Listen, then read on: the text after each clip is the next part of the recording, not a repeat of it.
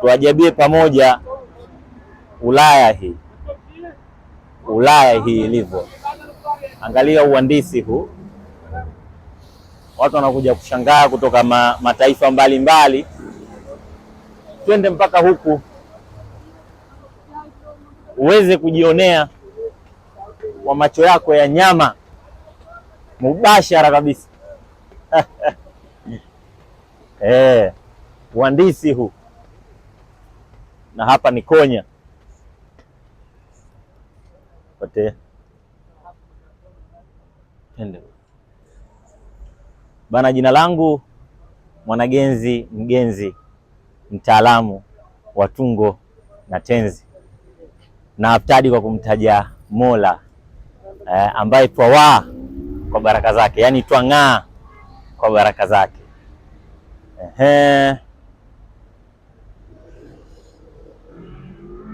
Kama ambavyo kila leo huwa jana na juzi ikawa zamani, nami leo pweza mwenye mikia 8 ninena nawe kwa uketo, ikawe abra kwa wenye fikra fatashi na bongo fahamivu. Fikra fatashi na bongo fahamivu, yani fikra zenye udadisi ndio fikra fatashi, bongo fahamivu bongo zenye kuelewa. Na leo kwa baraka za Jalia, baraka zake, baraka za Kazole, yani nyingi kweli kweli, nimesimama tisti hapa na kwa pamoja tutaenda Masia mpaka kwenye kilima kile kule, kilima cha Aladdin Tepesi. Aladdin Tepesi. Awali litangulia kwa kuwapa historia kidogo kuhusu himaya ya Selçuk. Himaya ambayo haikujengwa kwa fukutu wala jekejeke, ni kwa akali ya watu faridi wa zama zao, yani watu faridi wa zama zao, watu pekee, watu wajuadi, watu warifu, yani watu mabingwa. Sasa tutapata kujua mambo tunduizi kuhusu eneo hili. Wakati wa Selçuk kulikuwa na viongozi mbalimbali. Waliwepo kina Kiliç Arslan wa kwanza, kuna Kiliç Arslan wa pili, kina Mesud, lakini aliwepo pia Aladdin Tekbat. Huyu sasa ndio bingwa wa wote, kiongozi ajuadi kabisa, ambaye aliweza kuanjaza na maanisha kutanua himaya ya Selçuk, kapata kuenea na kufika mbali zaidi.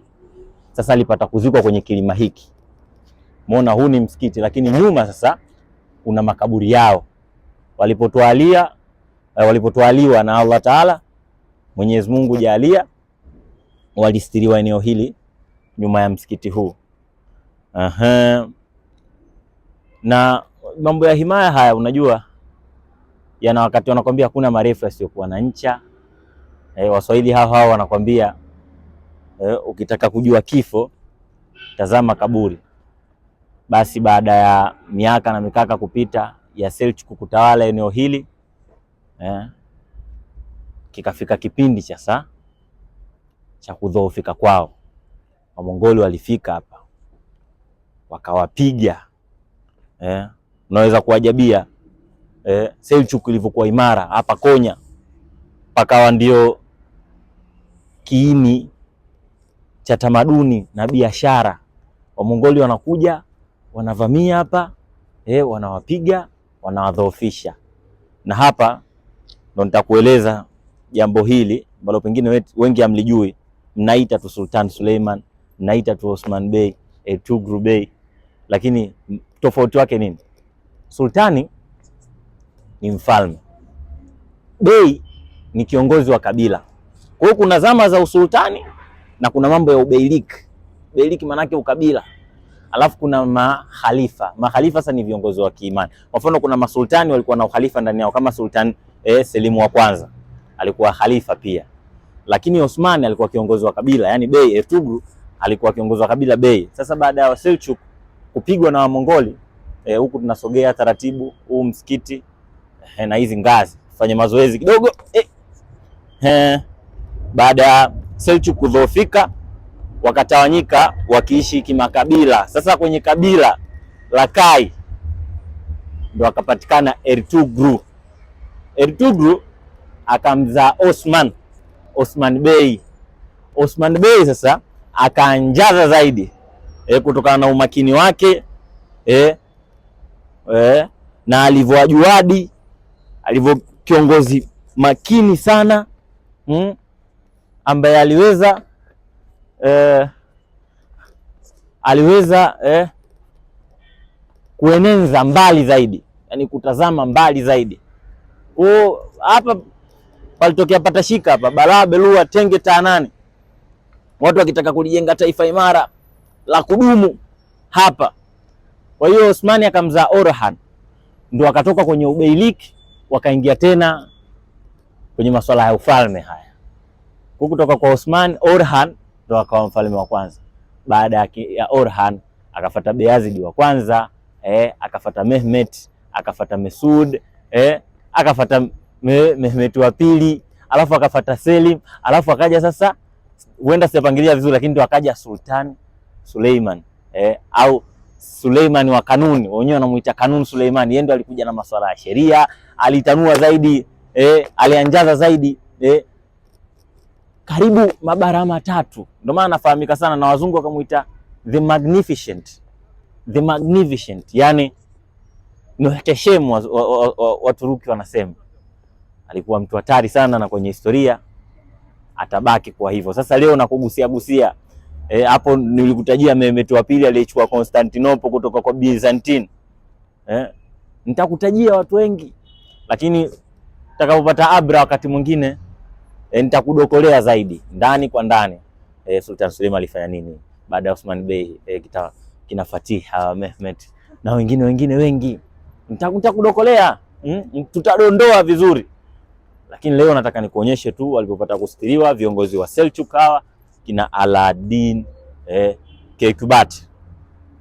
Twende tuone. Tunaenda Makasia huku tukienda Dalji namna hii. Waswahili wanakwambia ukikereza mkwamba kereza na mti mkuu tule nyama. Ndivyo walivyofanya Waturuki. Walipambana kweli kweli. Hawakuzicheza ngoma goya. Kila alichokifanya kwa ni kwa lengo fulani waweze kuyafikia malengo makubwa kama haya. Fakaifa sisi tushinde. Sasa falau tuingie ndani, falau tupate kuona sasa waliziko wapi. Na hiki kilima cha asili kimetengenezwa. Unaweza kushangaa uhandisi wa zamani. Na kupa vitu vitakavyokuanisi. Wajiuliza, Mwanagenzi watoa wapi haya? Mwanagenzi watoa wapi haya? Vitu na kudokolea hivi. Naam.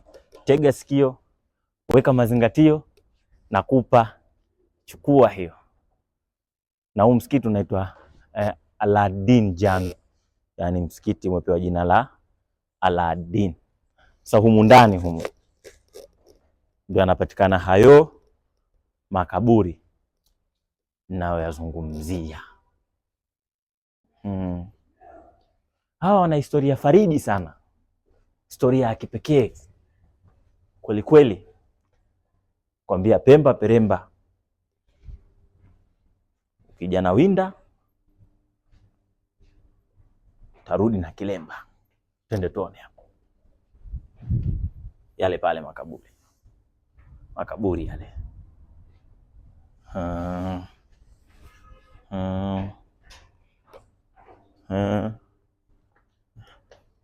Shuke huko. Huu msikiti sasa unaweza kuona vizuri.